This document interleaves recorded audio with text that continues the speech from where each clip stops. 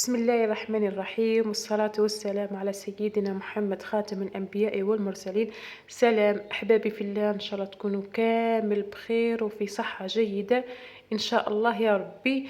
كما كنت تشوفوا معايا اليوم، خاوتي خواتاتي، حبيت نشارك معكم غسيل تاع القمح كما قلت لكم في الفيديو السابق. كما اني وريت لكم تاع القمح اللي جبته من الصحراء، نشارك معكم كيفاش نغسلوه ان شاء الله، وراح نشارك معكم يعني كامل بالتفصيل الغسيل وكيفاش نوجدوا منه الاطباق الصحراويه.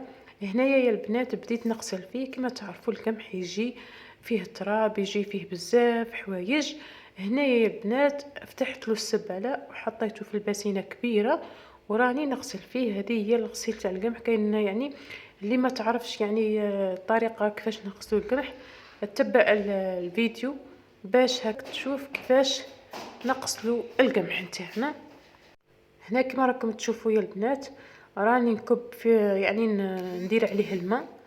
كما راكم تشوفوا فتحت السباله وراني ندير عليه الماء. لازم كامل الماء تاعنا يغمر داك القمح باش كامل هذوك الحوايج التراب والحوايج اللي فيه كامل يكونوا على سطح الماء.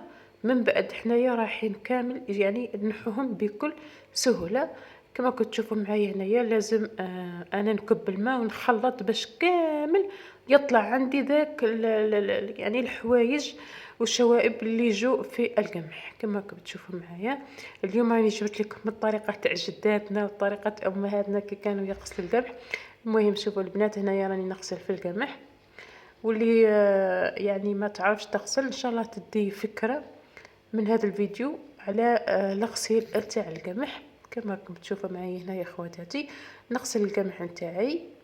شفتوا يا البنات كيفاش طلع لي داك، شفتوا هادو كامل يا البنات نقلعوهم من داك القمح تاعنا. انا يا البنات من زعما من اللي هذا الشيء ما نرميهش في الارض ولا يعني نخليه يروح حاشاكم يعني في الريقوله، لا، انا نجمعه كامل ونديرو في باسينه من بعد اللحول العصافير. وهكاك يعني ما نكونوش لحنا نعمه ربي يعني في الزيقو. يعني هذه فكره نعطيها كامل يعني اللي راهم يعني هكا كيغسلوا القمح ولا نقول لهم ما تلوحوش هذو الحوايج في الريقوله. كيما بهذه الطريقه يا البنات، يعني استعملوا مصفات كيما هذه. هي كيما هكاك راح كامل تجبدوا داك الشيء اللي راه يعني على سطح الماء وتتخلصوا منه كامل. وبهذه الطريقه تنقوا القمح تاعكم كامل يعني من دوك الحوايج اللي فيه. راه يجوا فيه بزاف حوايج، يجوا فيه ديك يجي فيه هكاك الزراء، يجي فيه ثاني واحد حنا نقول الكحايله، راه تجي واحد الحبوب كحله. هذيك ثاني لازم تخلصوا منها، لانها لو تطحن مع القمح راح تمرر كاع هذاك السميده تاع القمح. بعد ما يترحى راح تمروا يعني هذا الحوايج كامل لازم نتخلصوا منها. كما راكم تشوفون هنايا راني نتخلص كامل من ذوك الحوايج يعني اللي راه فوق سطح الماء. ونخلط يعني انا نخلط القمح وهما يطلعوا يعني بهذه الطريقه يا البنات. خلطوا وخلوه يطلع. من بعد يا البنات كامل نصفي ذاك الماء تاعي، راني نصفي فيه انايا في الارض ماشي عند الريقوله يا البنات، غير في الارض حتى كي يتجمع عندي ويعني ونجمعوا من بعد. كيما راكم تشوفوا هنايا البنات نبقاو يعني نغسلوا في القمح تاعنا مرات، يعني 3 ولا 4 ولا المهم حتى تشوفوا القمح تاعكم الماء تاعو بدا يبيض يعني بدا يصفى. ثم عرفوا باش القمح تاعكم راه صايد تغسل. المهم كما كتشوفوا معايا انا راني نعاود ليه الغسيل بهذه الطريقه. كما كتشوفوا معايا راه الماء اليوم كان كاين، قلت انا نستغل الفرصه ونغسل القمح تاعي. المهم انايا شوفوا يا البنات هذه هي الطريقه اللي نغسلوا بها القمح. الا كان عندكم شي قمح ولا تبغيتوا تغسلوا به، هذه هي الطريقه اللي نغسلوا بها القمح.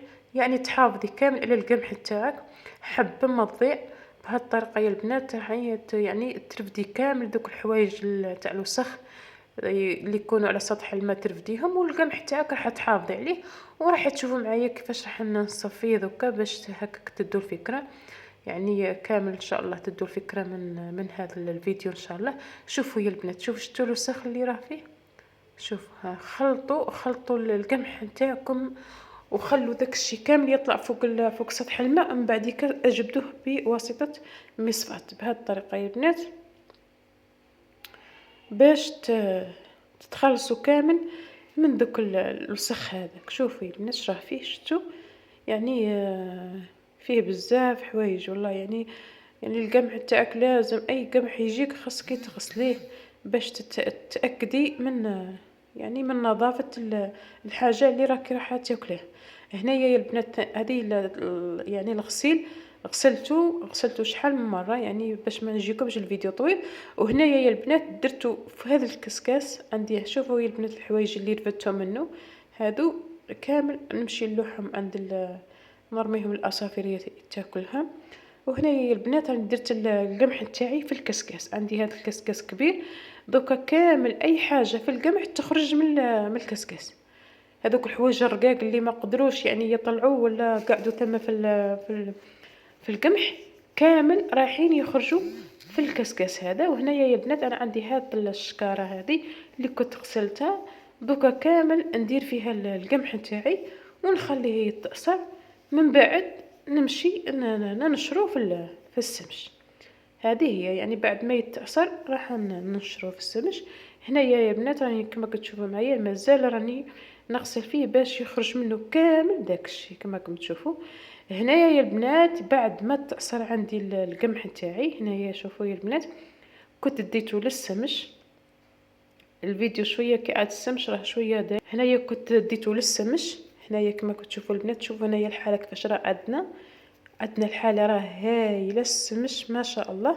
هنايا نشرت كامل القمح في السمش، من بعد ان شاء الله نرحيه.